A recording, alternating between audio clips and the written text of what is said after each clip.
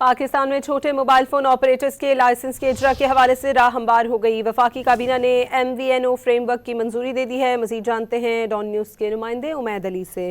امید، اپڈیٹ کیجیے گا۔ جی دیکھیں، وفاقی کابینہ نے mobile virtual network operators MVNOs کے جو فریم ورک تھا اس کی کابینہ نے جو ہے منظوری دے دی ہے۔ اس حوالے سے جو چھوٹے موبائل آپریٹرز ہیں ان کے لیے لائسنس کے اجرا کی جو ہے راہ ہموار ہو گئی ہے۔ یہ گزشتہ کئی سالوں سے جو ہے معاملہ پینڈنگ تھا، التوا کا شکار تھا، تو اب یہ فیڈرل کیبنٹ نے اس کی باضابطہ پر منظوری دی ہے۔